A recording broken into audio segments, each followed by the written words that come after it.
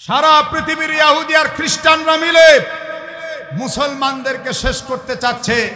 1966 সালে ইসকন নামের একটা দল তারা আমেরিকায় তৈরি করলো। এই ইসকন নামের দল সারা বিশ্বের বহু দেশের মধ্যে তারা ছড়িয়ে দিল। শুধু বাংলাদেশে নয়, ভারতে নয়, পৃথিবীর বিভিন্ন দেশের মধ্যে আছে।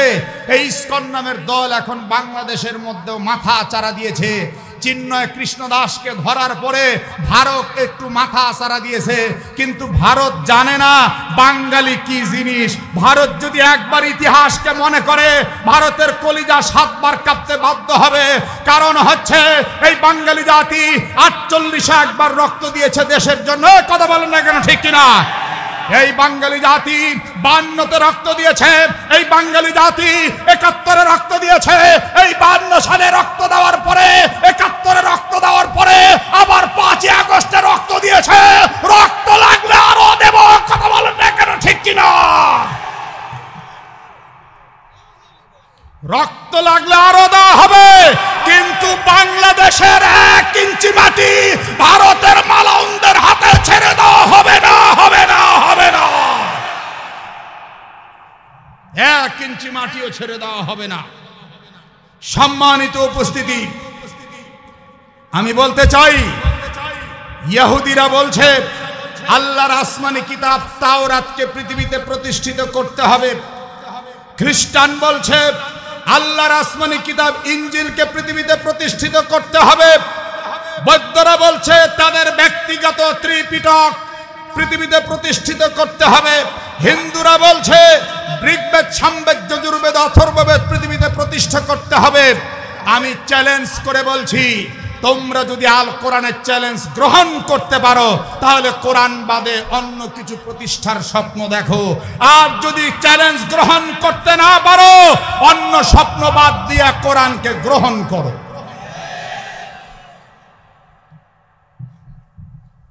এটা হলো আমার মুকদ্দমা, এটা হলো আমার বক্তব্যের ফাউন্ডেশন। আমি এই চ্যালেঞ্জের উপরে এখন আয়াতগুলো তেলাওয়াত করব আর চ্যালেঞ্জটা ছুড়ে দিব। আপনাদেরকে অসুবিধা আছে? আল কোরআনের ওপেন চ্যালেঞ্জ আমি দিচ্ছি। বিশ্বের ইহুদি, বিশ্বের খ্রিস্টান, বিশ্বের বৌদ্ধ, বিশ্বের সমস্ত হিন্দুদেরকে আমি চ্যালেঞ্জ দিচ্ছি আল কোরআন থেকে। সূরাটার নাম তুর। জোরে বলেন, নাম কি? তুর একটা পাহাড়ের নাম। কিসের নাম? এই পাহাড়ের নামে আল্লাহ সূরা নাজিল করছেন। পৃথিবীতে বহু পাহাড় তো ছিল,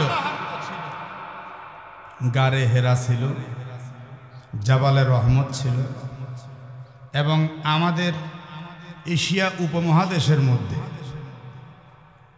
মাউন্ট এভারেস্ট, এটা তুর পাহাড়ের চাইতেও অনেক অনেক গুণে বড় ছিল, কিন্তু তার নামেও তো সূরা নাজিল হয়নি। কথা কন না কেন? ছাত্র ভাইরা যারা আছে একটু বলো তো দেখি, মাউন্ট এভারেস্টের উচ্চতা কত? শেখ হাসিনার আমলের পড়াশোনা তো অটোপাস, ওই জন্যই অবস্থা।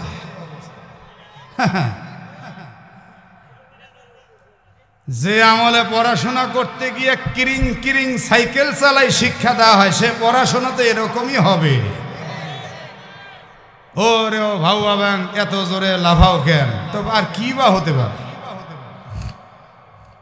কিন্তু সব সিলেবাস এখন নতুন করে নবায়ন করে সন্তানদেরকে ভবিষ্যতের জন্য তৈরি করতে হবে।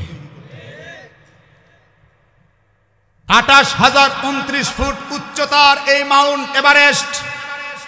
ও কলিজার টুকরা যুবক, তুমি এখনো গুগল সার্চ করলে দেখতে পাবা, বৈজ্ঞানিকগণ প্রমাণ করেছেন কখনো এর উচ্চতা বেড়ে যায়, কখনো একটু কমে, কিন্তু 28,000 ফুটের নিচে কখনোই নামে না। এ মাউন্ট এভারেস্ট এত বড়, এত বড়, তারপরেও তার চাইতেও পানির উচ্চতা আরো বেশি। একটু জোরে কোন আল্লাহু আকবার। পৃথিবীর সাগরের সবচেয়ে গভীরতম খাতের নাম হলো মেরিয়ানা। এই মেরিয়ানা নামক জায়গায় যদি মাউন্ট এভারেস্টকে নিয়ে কেউ ছেড়ে দিতে পারে, তাহলে মাউন্ট এভারেস্ট ডুবে গিয়ে এই মাউন্ট এভারেস্টের উপরেও আরো 1 থেকে 1.5 মাইল পানি উঁচু হয়ে যাবে। এই এত পানি, নদীর কলকলতান, সাগর সমুদ্রের যত ঢেউ আর যত কিছুই আমরা দেখি না কেন, পাহাড় পর্বত, একটু জবান খুলে বলুন তো কার জিকির করে? আল্লাহর নামটাকে জোরে খুলে নেওয়া যায় না, কার জিকির করে? নদীর তরঙ্গ মাঝে মাঝে থেমে যায়, কার বিরহে ধরণী রহে, ওই চাঁদ কার প্রেমে জোছনা ঢেলে দেয়, কার বিরহে কার বিরহে। কথা কন, কথা কন। শুভ্র প্রভাতে পাখিয়ার গানে গানে হেসে উঠে সূর্য চেয়ে তার পানে। শুভ্র প্রভাতে পাখিয়ার গানে গানে হেসে উঠে সূর্য চেয়ে তার পানে। সাঁঝের বেলায় নিড়ে ফিরে যায় সুখ পাখি, সাঁঝের বেলায় নিড়ে ফিরে যায় সুখ পাখি, সেই প্রভুর নামে গেয়ে কার বিরহে। একটু জোরে বলা যাবে কি আল্লাহু আকবার? আমার ভাইরা, আল্লাহ রাব্বুল আলামিন তাহলে এত বিশাল পাহাড়ের নামে সূরা নাজিল না করে তুর পাহাড়ের নামে কেন সূরা নাজিল করলেন? শাইখ সাদি রহমাতুল্লাহ আলাইহি গুলিস্তান কিতাবের মধ্যে তার জবাব আরবি মাকুলার মাধ্যমে কত সুন্দর করে দিয়েছেন। আকাল্লু জিবালিল আরদি তুরু ওয়া ইন্নাহু লাআযামু ইনদাল্লাহি কদরান ওয়া মানজিলা। তিনি বললেন পৃথিবীর বড় বড় পাহাড় থাকতে পারে, তুর পাহাড় সাইজে কিন্তু বড় না, দেখতে কিন্তু একদম ছোট্ট। এই তুর পাহাড়ের সঙ্গে নূরের ঝলক লাগার কারণে মহান রব্বুল আলামিন পৃথিবীর অজস্র পাহাড়ের চাইতে তুর পাহাড়ের দাম আল্লাহর কাছে বেড়ে গেছে।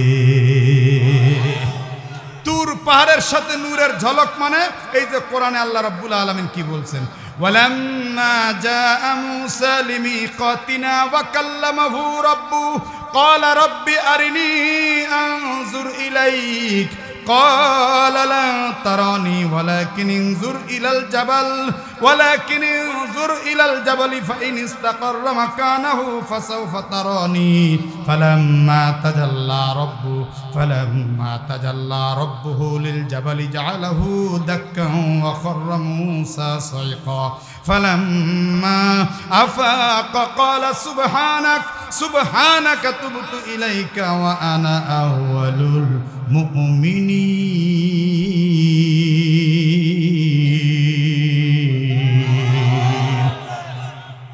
হযরত মুসা আলাইহিস সালাম বললেন, আল্লাহ আমি আপনাকে দেখতেই চাই। আল্লাহ বললেন, লান তারানি, তুমি আমাকে কখনোই দেখতে পারবা না। মুসা নাছোড় বান্দা ছাড়েন না। আল্লাহ বলেন উনজুর ইলাল জাবাল, তাহলে ওই যে তুর পাহাড়, পাহাড়ের দিকে একটু নজর নিক্ষেপ করো, পাহাড়ের দিকে তাকাও। পাহাড় কিন্তু একদম জ্বলে টুকরো টুকরো হয়ে গেছে। মুসা আলাইহিস সালাম খাররা মুসা সাইকা, একদম তিনি অজ্ঞান হয়ে গেছেন। একটু বুঝে থাকলে বলেন তো, আল্লাহকে ইচ্ছা করলে কি দেখা যাবে? কথা বলেন না কেন? দেখা যাবে। কিন্তু আমাদের বাংলাদেশের মধ্যে এক শ্রেণীর কেবলা কাবা, এক শ্রেণীর পীর, ওরা নাকি আল্লাহকেও দেখতেছে। এই পীরদেরকে কাঁচা কঞ্চি দিয়ে না পিটালে হবে না। হক্কানি পীর মাশায়েখদের সঙ্গে আমাদের কোনো বিরোধ নাই, কথা কন না কেন? কিন্তু যে বেটা কইছে আমি আল্লাহকে 7 বার 14 বার 100 বার স্বপ্নে দেখছি, তাহলে তুই কেমনে দেখলি একটু বুঝায় ক। মুসাই দেখতে পারে না, তুই কি মুসার চাইতে দামি? কথা কন না কেন? আল্লাহ বলছেন লান তারানি, আল্লাহ তাআলা বলছেন তুই কখনোই দেখতে পারবে না। মুসা যখন ছাড়ে না, আল্লাহকে কি আর করার, একটু নূরের ঝলক লাগায় দেই, তাকা উনজুর ইলাল জাবাল, পাহাড়ের দিকে মুসা তাকিয়েছেন, আর হযরতে মুসা ওই নূরের ঝলক দেখে খাররা মুসা সাইকা, জ্ঞান হারায় ফেলছে। আল্লাহু আকবার। এই যে নূরের সাথে তুরের সাথে নূরের সম্পর্ক হওয়ার কারণে আল্লাহ তাআলা এই পাহাড়টার দাম এত বাড়িয়েছেন, এত বাড়িয়েছেন, আল্লাহ তুরের নামে একটা সূরাই নাজিল করে দিয়েছেন। এখান থেকে একটা শিক্ষা নিতে হবে বাজান, যদি নূরের সাথে তুরের সম্পর্ক হলে তুরের সম্পর্ক বাড়তে পারে, তো আল্লাহর কালামের সাথে আমাদের সম্পর্ক হলে আমাদের দাম বাড়বে না কমবে? আল্লাহর কালামের সাথে আমাদের সম্পর্ক গভীর করতে হবে, কথা কন। সুতরাং ইহুদি, খ্রিস্টান, হিন্দু, বৌদ্ধ সব জাতি এক বাক্যে যদি দাবি করে ইনজিল মানো, তাওরাত মানো, বেদ মানো, ত্রিপিটক মানো, আমরা বলবো তাহলে কোরআনের চ্যালেঞ্জটা আগে গ্রহণ কর। আমার কথা মনে আছে না? নাই? এখন চ্যালেঞ্জটা কি? আয়াতগুলো শুনলে আপনাদের মগজ পরিষ্কার হয়ে যাবে। এই সূরা তুরের 33 এবং 34 নম্বর আয়াত দিয়ে শুরু করলাম। আল্লাহর নবী সাল্লাল্লাহু আলাইহি ওয়াসাল্লাম এই কোরআনের দাওয়াত মানুষের দ্বারে দ্বারে দিয়ে যাচ্ছেন, একদম ওপেনে, কাউকে তিনি তোয়াক্কা করছেন না আল্লাহ ছাড়া। আল্লাহু আকবার। কিন্তু কাফেররা বলছে আমি ইয়াকুলুনা তাকাওয়ালা, কাফেররা বলছে মুহাম্মদ এ কোরআন ব্যক্তিগতভাবে বানিয়ে বানিয়ে বলছি, আপনারা যারা বসা আছেন একটু চিৎকার করে বলুন তো, এ কোরআনুল কারীম কি নবী বানাইছে নাকি আল্লাহর কালাম? এতে কোনো সন্দেহ আছে? আল্লাহ রাব্বুল আলামিন জানিয়ে দিলেন, বাল্লা ইউমিনুন।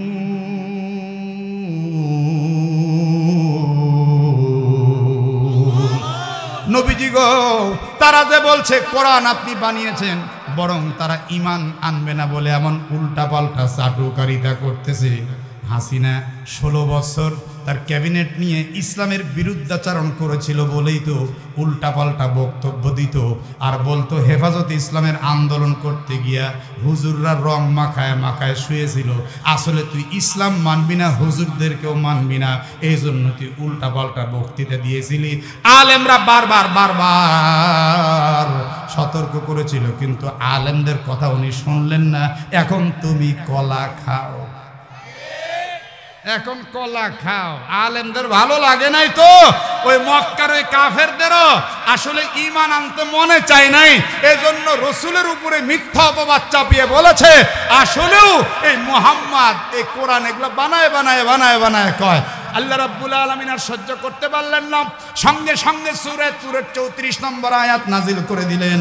আল্লাহ তাআলা বলছেন, ফালইয়াতু বিহাদিসিম মিসলি ইন কানু সাদিকিন।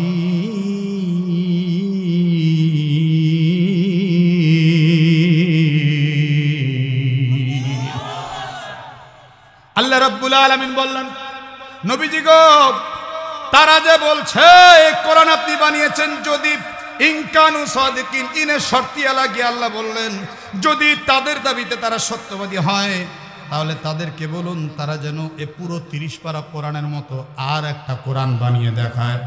আমিও আল্লাহর কথাকে চ্যালেঞ্জ দিই। ইহুদিদেরকে বললাম, সারা পৃথিবীর খ্রিস্টানদেরকে বললাম, হিন্দুদেরকে বললাম, বৌদ্ধদেরকে বললাম, তোমরা বৌদ্ধরা বলছো ত্রিপিটক সত্য, হিন্দুরা বলছো বেদ সত্য। কথা কন না কেন? কথা কন। হিন্দুরা বলছো বেদ সত্য, ইহুদিরা বলছো তাওরাত মানতে, খ্রিস্টানরা বলছে ইনজিল মানতে। আমি তোমাদেরকে বললাম, চ্যালেঞ্জ দিলাম আল্লাহর পক্ষ থেকে সূরা তুরের 34 নম্বর আয়াত দিয়ে, চ্যালেঞ্জটা একটু গ্রহণ করে আমাদেরকে দেখিয়ে দাও তো দেখি তোমরা কত বড় বিদ্বান, তোমরা কত বড় জ্ঞান রাখো।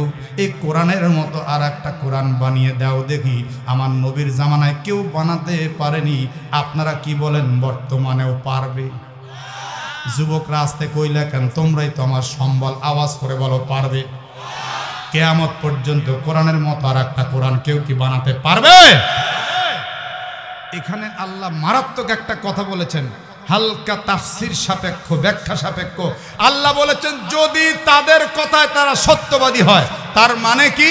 তারা দাবি করলো মুহাম্মদে কোরআন বানাইছে, আর তারা এটাও বলে মুহাম্মদ একটা মূর্খ মানুষ। আপনারা যারা এখানে বসা আছেন বলেন তো দেখি, আমাদের নবীজি কি মূর্খ? হায় হায়, নবীর উম্মতদের আওয়াজে আমি কলিজায় শান্তি পেলাম না। কি বাবারা, ভাইরা, এক আওয়াজে বলেন, আমার নবী কি মূর্খ ছিলেন? আমার আল্লাহ কোরআনে বলছেন, রব্বানা ওয়াবআস ফীহিম রাসূলাম মিনহুম ইয়াতলু আলাইহিম আয়াতিক ওয়া ইউআল্লিমুহুমুল কিতাব ওয়াল হিকমা ওয়া ইউযাক্কিহিম ইন্নাকা আনতাল আজিজুল হাকীম। যার মধ্যে কিতাবী ইলম থাকে সে কোনোদিন মূর্খ হতে পারে? কিন্তু বিগত 16টা বছর হাসিনার আমলে টক শোতে বসে বসে একটা চান্দা মাথা,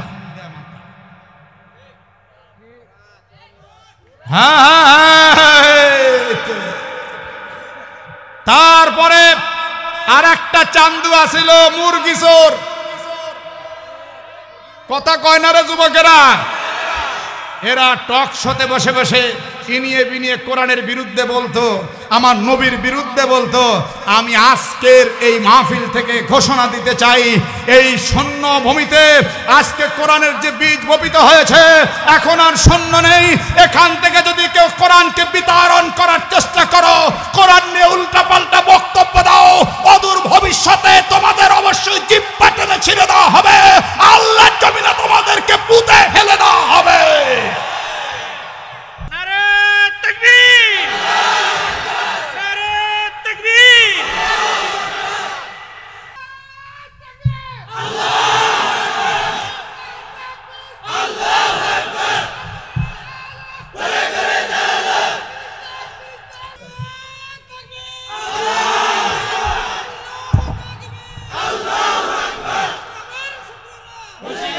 মাশাআল্লাহ, বসেন। কি তাল পান না? সব শিখাই দিয়ে যাবো আজকে ইনশাআল্লাহ। ইনশাআল্লাহ বলেন না কেন? ইনশাআল্লাহ। কোরআনের মাহফিলে বসে ঝিম পারবেন কোন দুঃখে? আর তেল মারা বক্তব্য আমি করা জানি না। আমি যেটা করব কোরআনে যা আছে তাই বলে যাব, এতে কারো খারাপ লাগলে আমার করার কিছু নেই। সম্মানিত উপস্থিতি, এই সমস্ত কাফেররা বলল মুহাম্মদ তো মূর্খ। তো আল্লাহ বলছেন, তোমাদের কথা যদি সত্য হয়, তো মূর্খ মুহাম্মদ যদি এত সুন্দর কোরআন বানাতে পারে, তো তোমরা তো বিশাল বিশাল বিদ্বান, বিশাল বিশাল জ্ঞানী, তো তোমরা তো আরো ভালো কোরআন বানাতে পারবা। আল্লাহ কিন্তু জাগা মতো মায়ের দিছে। কথা কন না কেন? না না না, আপনারা ভালো বোঝেন নাই। এই যে একটু আগে আমার কলিজার টুকরা নুরানির বাচ্চারা ইংলিশে যে সুন্দর করে বক্তব্য দিল, নিজের পরিচয় দিল, এই বাচ্চা ক্লাস 1-এ পড়ে, এ যতটুকু অঙ্ক পারবে। সম্মানিত উপস্থিতি, একটা ক্লাস, আমার দিকে তাকান, ক্লাস 1-এর বাচ্চা যেই অঙ্ক বুঝবে, ক্লাস 10-এর বাচ্চা তার চেয়ে বেশি বুঝবে না কম বুঝবে? বলেন। তাহলে একটা তোমাদের দৃষ্টিতে অশিক্ষিত লোক যদি এত সুন্দর কোরআন বানাতে পারে, তোমরা তো বিশ্ববরেণ্য শিক্ষিত, তোমরা তার চাইতে ভালো পারবা।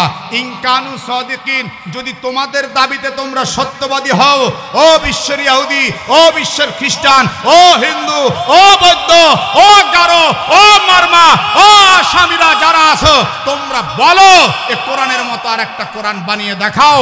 আমার আল্লাহ তাআলা কিয়ামত পর্যন্ত চ্যালেঞ্জ দিয়ে গেছে। দলিল কি?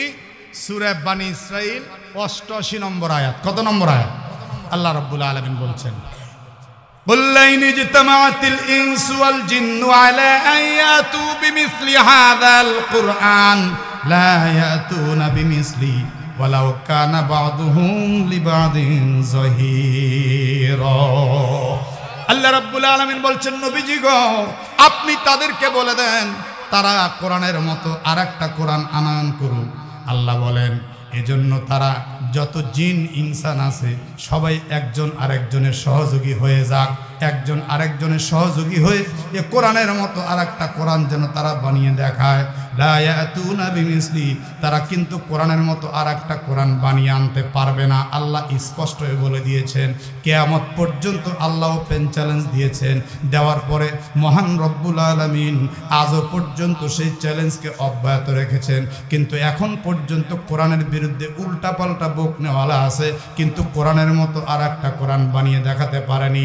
আল্লাহ নবী যখন এই ঘোষণা দিয়ে দিলেন, তখন ওই সমস্ত কাফের মুশরিকরা আল্লাহর রসুলকে পাগল বলে আখ্যায়িত করলো। আপনারা একটু চিৎকার করে বলুন তো, আমার আপনার নবীজি তিনি কি পাগল হতে পারে? মা সাহিবুকুম বিমাজনুন, আল্লাহ তাআলা জানিয়ে দিলেন তোমাদের সাথী আমার বন্ধু পাগল নন। একটু জোরে বলেন আল্লাহু আকবার। মহান রব্বুল আলামিন যখন শুনলেন তার বন্ধুকে পাগল বলা হলো, আল্লাহ তাআলা আর চুপ থাকলেন না, সঙ্গে সঙ্গে সূরা হুদের 13 নম্বর আয়াত নাজিল করে দিলেন।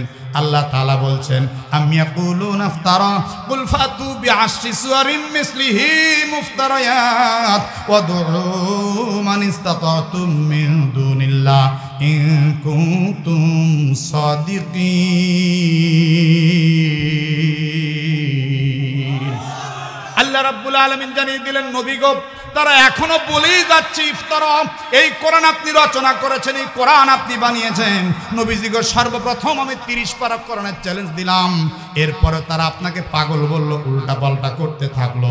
নবীজি গো এই মুহূর্তে আমি আর 30 পারার চ্যালেঞ্জ নয়, ফাতু বিআশরি সুওয়ারিন মিসলিহি মুফতারায়াত ইন কুনতুম সাদিকিন, যদি তাদের দাবিতে তারা সত্যবাদী হয়ে থাকে তাহলে এবার যেন 30 পারা নয়, 15 পারাও নয়, 10 পারাও নয়, 5 পারাও নয়, বিআশরি সুওয়ারিন মিসলি মুফতারায়াত, তারা যেন স্বলিখিত স্বরচিত নিজে থেকে তৈরি করে কোরআনের সূরার মতো 10টি সূরা বানিয়ে দেখায়।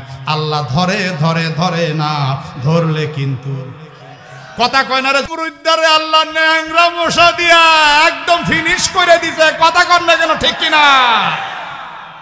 তুই বুঝছি না, বুঝছ নাই? ও ভাইরা আমার, এই কাফেররাও বুঝছে না, না বুঝা কয় মুহাম্মদ এবার 10টা সূরার চ্যালেঞ্জ দিল। আসলে মুহাম্মদ একটা জাদুকর। একটা লোক জবান বন্ধ না রেখে চিৎকার করে বলুন তো, আমার আপনার কলিজার টুকরা নবী তিনি কি জাদুকর ছিলেন? বরং নবী আমার বলছেন, আল কাহিনু ওয়া সাহিরু কাফিরুন, জাদুকর গণক ঠাকুরেরা হলো কাফের। আল্লাহর নবী সেই কুফরি কাজ কোনোদিন করতে পারে? এরা যখন জাদুকর বলল আল্লাহর রাসূল কি, আল্লাহর রাসূল সহ্য করতে না পেরে এক পর্যায়ে একটু চোখের পানি ঝরালেন।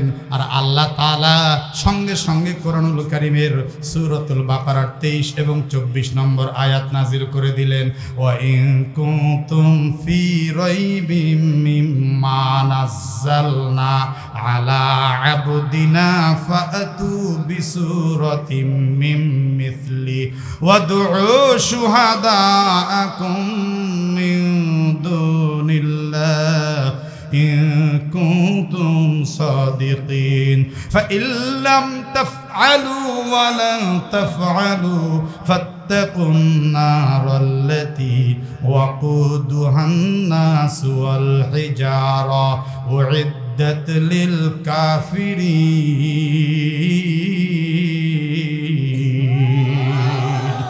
আল্লাহ রাব্বুল আলামিন বলেন, আমার বান্দা মুহাম্মদ সাল্লাল্লাহু আলাইহি সাল্লামের প্রতি নাযিলকৃত কিতাব এ কোরআন নিয়ে যদি তোমাদের কোনো সংশয় হয়, কোরআন নিয়ে যদি তোমাদের কোনো সন্দেহ থাকে, তাহলে পুরা 30 পারার দরকার নেই, 10টা সূরারও দরকার নেই। এবার কমিয়ে দিলাম, ফাতু বিসূরাতিম মিন মিসলি, কোরআনের সূরার মতো মাত্র একটা সূরা তোমরা বানিয়ে দেখাও। দেখেন আল্লাহ তাআলা কি সুন্দর স্তর, কি স্তর কত সুন্দর করে নামিয়ে আনলেন। যেহেতু আপনারা এখানে লিখেছেন তাফসীরুল কোরআন মাহফিল, তাই একটু হক আদায় করার চেষ্টা করলাম। এখন যদি আমি আজে বাজে কথা বলে চলে যাই, লেখার সাথে বাস্তবতার কোনোই মিল থাকবে না। ও আমার ভাইরা, কোরআনুল কারীমে রব্বুল আলামিন সর্বপ্রথম পুরা 30 পারার চ্যালেঞ্জ দিলেন, এরপর কমিয়ে দিলেন 10 সূরা, তারপর কমিয়ে দিলেন মাত্র একটা সূরা। এতক্ষণের এতগুলো আয়াতের মূল ফাউন্ডেশন যদি আপনাদের মাথার মধ্যে থাকে তাহলে বুঝবো আপনারা বুঝেছেন, না হলে বুঝবো আপনারা বুঝেন নাই। একটা আওয়াজে বলেন তো, প্রথম নম্বরে আল্লাহ কত পারার চ্যালেঞ্জ দিলেন? মাশাআল্লাহ, একটু জোরে বলেন, কত পারা? কমিয়ে দিলেন কয় পারা? 10 সূরা না পারা? সূরা, 10 সূরা। জোরে বলেন কয় সূরা? এরপরে কমিয়ে দিলেন কয় সূরা? তাও আবার কোরআনের বড় কোন সূরা না, কোরআনের সবচেয়ে ছোট্ট সূরা কাউসার। জোরে বলেন নাম কি? আরো জোরে। কয় আয়াত? জোরে বলেন। তাহলে বরকতের জন্য আমার সাথে সাথে সবাই একটু পড়েন, ইন্না আ'তাইনাকাল। এই আওয়াজের কাম, কোরআন তেলাওয়াত করলে ঈমান তাজা হয়, জবানে বরকত আসে, আল্লাহর রহমত নাজিল হয়। এক আওয়াজে সকলে, ইন্না আ'তাইনাকাল ফাসাল্লি লিরাব্বিকা ওয়ান ইন্না শানিআকা হুয়াল। আয়াত কটা হলো? 3টা হলো না? কোরআনের সবচেয়ে বড় সূরার নাম কি? বাকারা। জোরে বলেন নাম কি? কয়টা আয়াত? এই যে দেখেন মোহতারাম বলছেন 286, আপনার অনেকে পারলেন না। 286 রুকু কয়টা? 40টা। জোরে বলে না কয়টা? এই কোরআনের সূরা কাউসার আয়াত জানি কয়টা বললাম? 3 আয়াতের প্রথম 2 আয়াত আল্লাহর নবী একটা চামড়ার মধ্যে লিখিয়ে নিলেন, ইন্না আ'তাইনাকাল কাউসার ফাসাল্লি লিরাব্বিকা ওয়ান। এই ইন্না শানিয়াকা হুয়াল আবতার 3 নম্বর আয়াত আর লিখলেন না। প্রথম 2টি আয়াত লিখে আল্লাহর নবী বাইতুল্লাহর সঙ্গে একটু লটকিয়ে দিলেন, আর আল্লাহ তাআলার নবী একটু ইনডাইরেক্টলি বুঝিয়ে দিলেন, তোমরা কত বড় মরদ, তোমরা কত বড় শিক্ষিত, আমি একটু ভালো করে এবার যাচাই করতে চাই। প্রথমত পুরা 30 পারা কোরআনের চ্যালেঞ্জ দিতে পারলা না, তারপরে 10টা সূরার চ্যালেঞ্জও গ্রহণ করতে পারলা না। এখন এক সূরা তো দূরের কথা, একটা আয়াত তোমরা বানাতে পারবা না। বুঝে থাকলে একটু চিৎকার করে বলুন তো, এই একটা আয়াত কি কেউ বানাতে পারবে? আবু জাহেল এই দিক দিয়ে সমস্ত কবিদেরকে নিয়ে ক্রমের মধ্যে বসেছে, কবিদেরকে ডাক দিয়ে বলতেছে, আমি তোদের বস, তোরা আমার চামচা। জোরে বলেন কি বলছে? চামচা। বুঝেন তো? না না, বোঝেন নাই, বোঝেন নাই। ওই যে বড় বড় নেতাদের পিছনে 16 বছর যারা ঘুরঘুর করছে, বাঁশের চেয়ে কঞ্চি বড়, নেতার চেয়ে চামচার দাপট বেশি। আমাদের নাটোরে এদেরকে বলে চামচা, আপনাদের শেরপুর জেলায় কি বলে? তাহলে একটু জোরে সরে বলেন। ঠিকই আছে, 2 জেলার ভাষা। একেবারে মাখরাজ উচ্চারণ করে আওয়াজ করে বলেন, চামচা। আরো জোরে, জোরসে বলেন আর একবার। কই গেল রে চামচারা? আর তো দেখি না, সব আউট অফ মার্কেট পালাইছে। কথা কন না কেন, ঠিক কিনা? সম্মানিত উপস্থিতি, আবু জাহেল বলছে, এই চামচার দলেরা, আমার খাবি, আমার পড়বি, আর মুহাম্মাদের সামান্য একটা কোরআনের কথার জবাব দিতে পারবি না? আপনি বলেন তো, কোরআন কি সামান্য? কথা কন, কোরআন কি সামান্য? 30 পারার জবাব দিতে পারলি না, 10টা সূরার জবাব দিতে পারলি না, এখন একটা সূরার জবাবও তোরা দিতে পারছিস না। সব কবিরা একদম মাথা নিচু, জোরে কন্যা মার হাওয়া। কিছু কিছু কবি আস্তে আস্তে মাথা উঁচু করে মৃদু মৃদু আওয়াজে বলছে, নেতাজি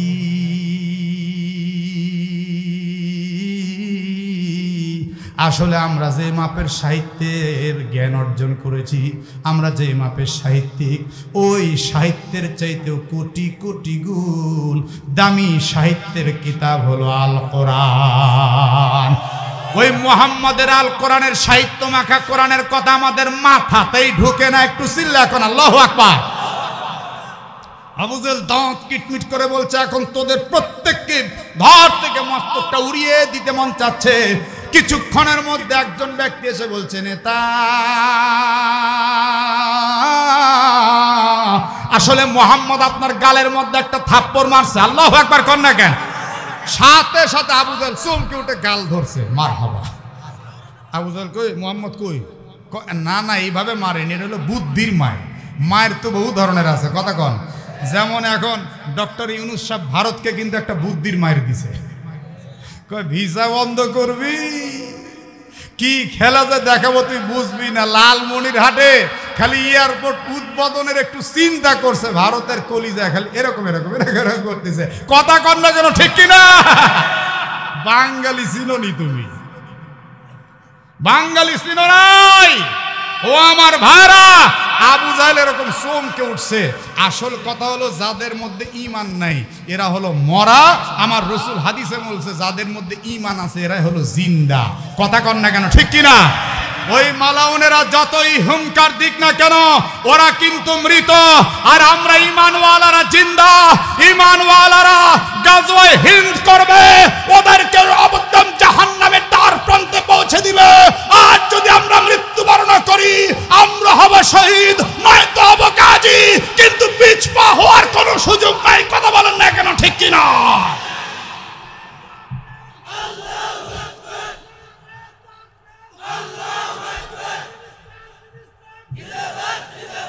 সম্মানিত সুধীর, সম্মানিত উপস্থিতি, এই আবু জাহেল চমকে উঠে বলছে, এই বেটা মোহাম্মদ তো মারে নাই, তুই উল্টা পাল্টা কইলি কেন? কয় স্যার, ওদের কোরআনের সবচেয়ে ছোট সূরা কাউসার, কাউসারের 3 আয়াতের 2 আয়াত ওপেন করে দিছে। তার মানে বুঝাইছে আপনাদের ব্যাটারি ফিউজ।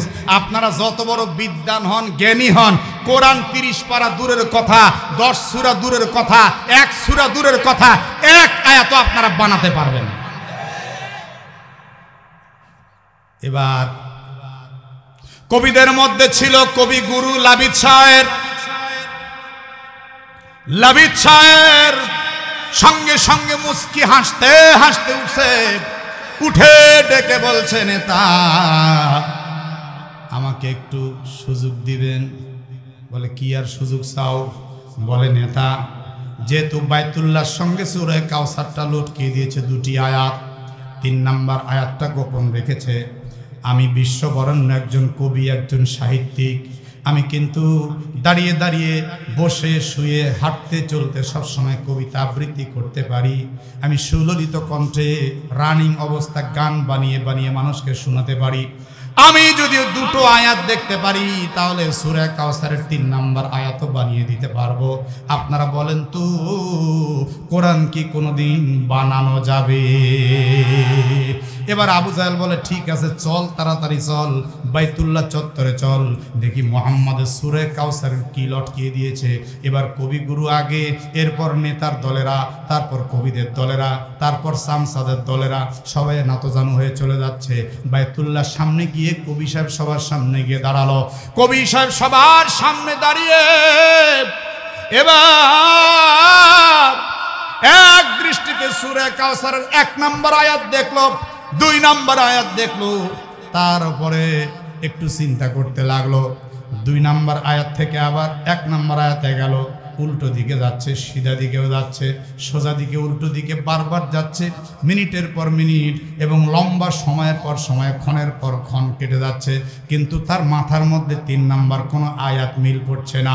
এবার সে চিন্তা করলো আসলে এই জায়গার মধ্যে চুপচাপ দাঁড়িয়ে রোদের মধ্যে কষ্ট করে কোনো লাভ নাই। মুস্কি হাসতে হাসতে এবার আসমানের দিকে তাকাইলো। আবু জাহেল দৌড় দিয়া এইবার কবির কাছে গিয়ে বলে, মনে হয় কোনো সমাধান পেয়েছ, তাই তো তুমি মুস্কি মুস্কি হাসতেছো। সঙ্গে সঙ্গে মুস্কি হাসতে হাসতে ডাক দিয়ে কয়, নেতা এমন একটা সমাধান পাইছি যা শুনলে মনে হয় আপনার মনে কষ্ট লাগবে। নেতায় কয়, যা শুনলে আমার মনে কষ্ট লাগে না তাই বলবি। কথা কর না কেন? 16 বছর কোরআনের হক কথা বলতে পারিনি, স্টেজে যখনই বক্তব্য শুরু করছি এক জাতের চামচা এসে কানে কানে বলতে হয়েছে, কোন রাজনীতি বক্তব্য যেন দিয়েন না। কথা কয় না রে?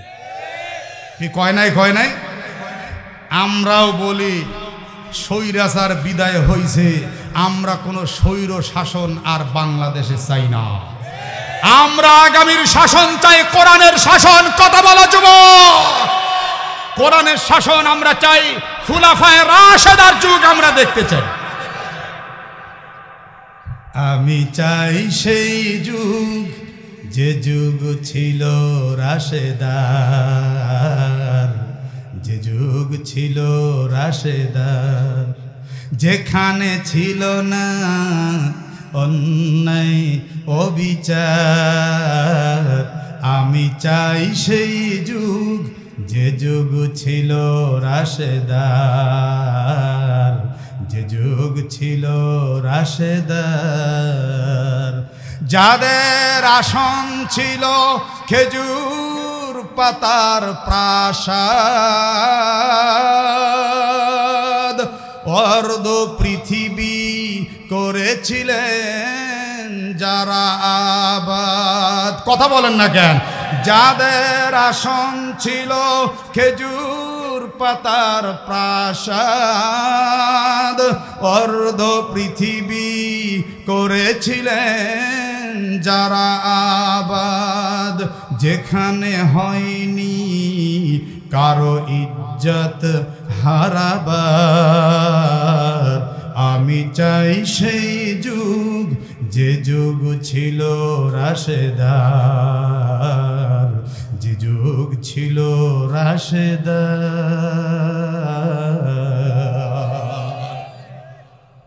আমার ভাইরা,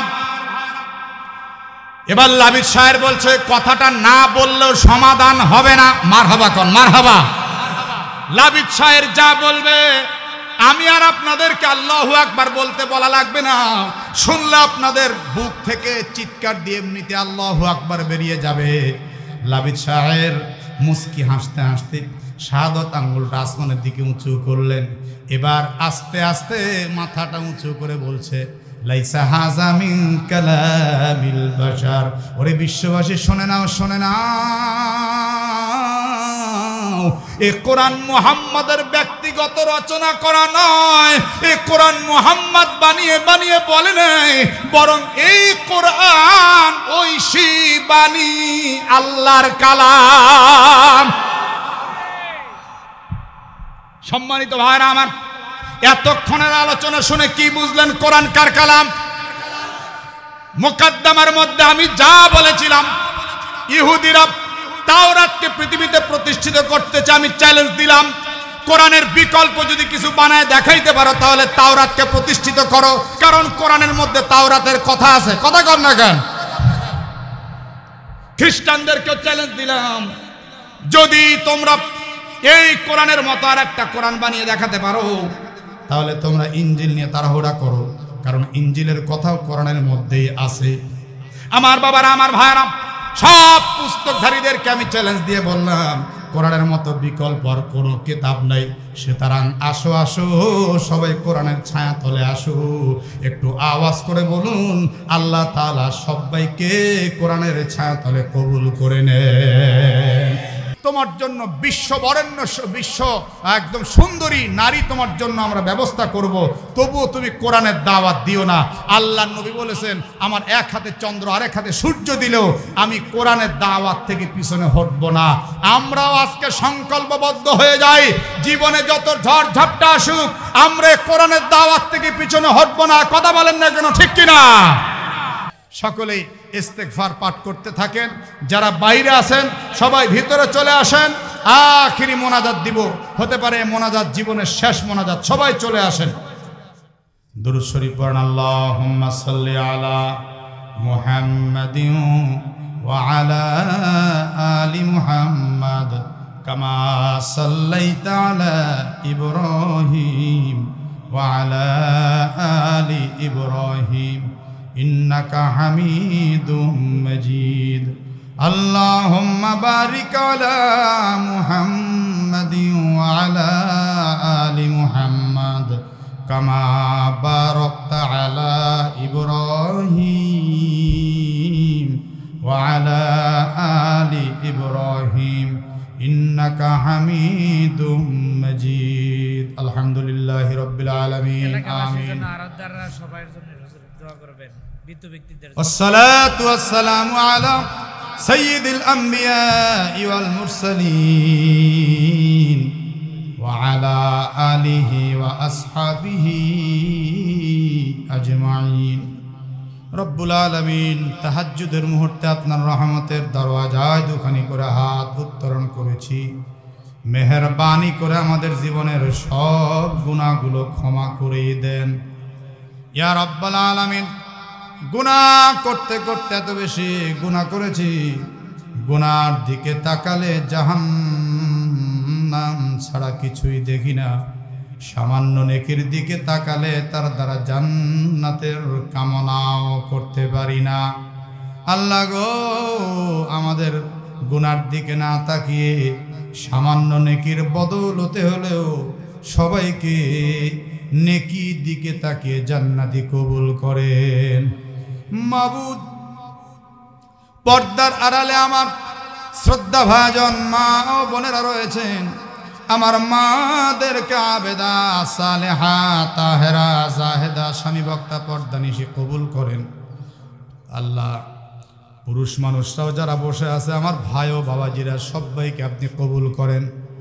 এবং নারী পুরুষ নির্বিশেষে যে যত কিছু দান করেছে, প্রত্যেকের দানের বদৌলতে অজস্র অগণিত নেকি দান করে দেন। কিয়ামতের ময়দানে সবাইকে আপনি উহুদ পর্বত সম নেকি দিয়ে জান্নাতের পারমিশন দিয়েন আমার আল্লাহ ইয়া রাব্বাল আলামিন। বিশেষ করে আজকের মাহফিলের সম্মানিত সুযোগ্য সভাপতি সাহেবকে নিয়ে হায়াত দারাজ করেন, দুইজন সভাপতি ইয়া রাব্বাল আলামিন। আজকের মাহফিলের সকল অতিথি বৃন্দদেরকে আপনি ইমানে ইজ্জতে বরকত দান করেন আল্লাহ গো। এই মাহফিলের জন্য যারা খাটাখাটনি করলেন, টাকা দিয়ে, পয়সা দিয়ে, বুদ্ধি দিয়ে, শ্রম দিয়ে, সময় দিয়ে, তাদের প্রত্যেককে জান্নাতি কবুল করুন আল্লাহ। কোরআনের বরকতময় জিন্দেগি দান করেন।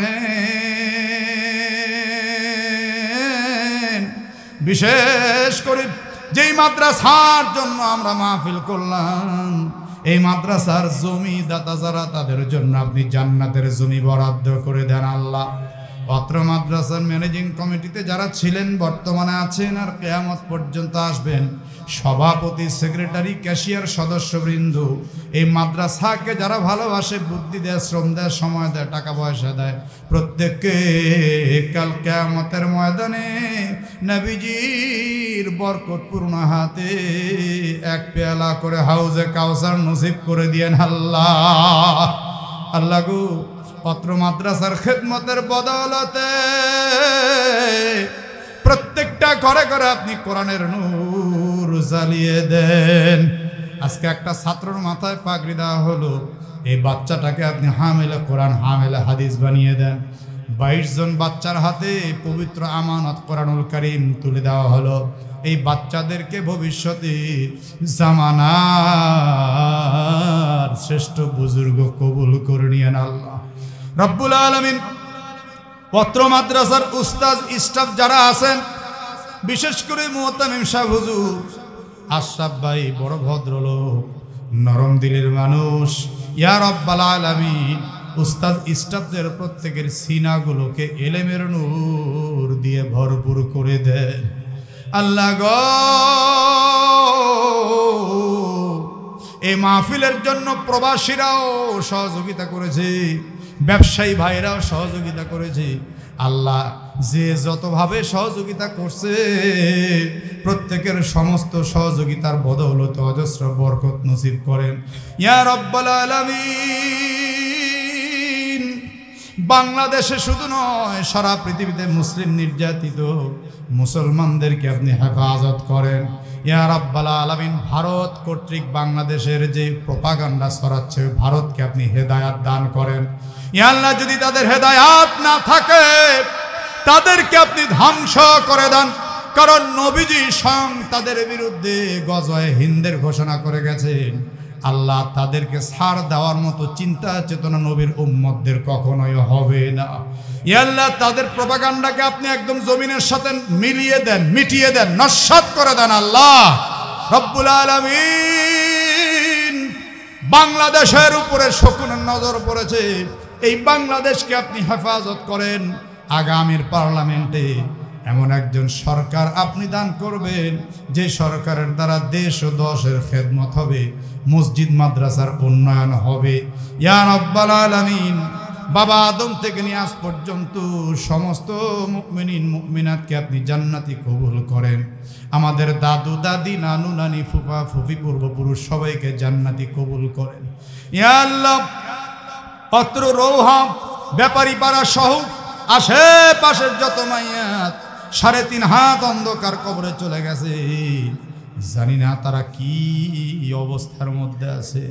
আল্লাহ গো,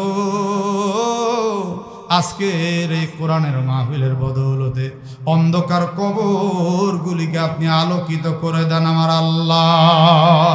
ইয়া রাব্বাল আলামিন।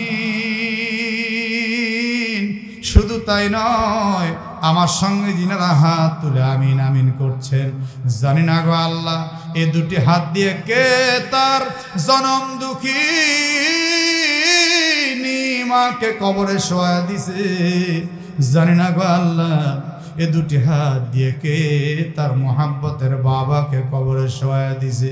মা হারা সন্তান, বাবা হারা সন্তানদের অন্তরের আর্তনাদকে কবুল করে মা বাবার কবরগুলি জান্নাতের জন্য কবুল করেন। আল্লাহ গো, মাতা পিতা যেমন চলে গেছে, পূর্বপুরুষ যেমন চলে গেছে, আমরাও একদিন চলে যাব, কেউ বাঁচব না, সবাই কবর পথের যাত্রী হয়ে যাব। সুতরাং যেদিন আপনি আমাদের মৃত্যু দিবেন, দিনটা যেন জুমার দিন হয়, যে সময় মৃত্যু দিবেন রোজা অবস্থায় ইফতারের আগ মুহূর্তে নবীজির সেই মধুর কালেমা পাঠ করতে করতে যেন আমরা চিরবিদায় নিতে পারি। লা ইলাহা ইল্লাল্লাহু মুহাম্মাদুর রাসূলুল্লাহ বিরহমাতিকা ইয়া আরহামার রাহিমিন। আসসালামু আলাইকুম।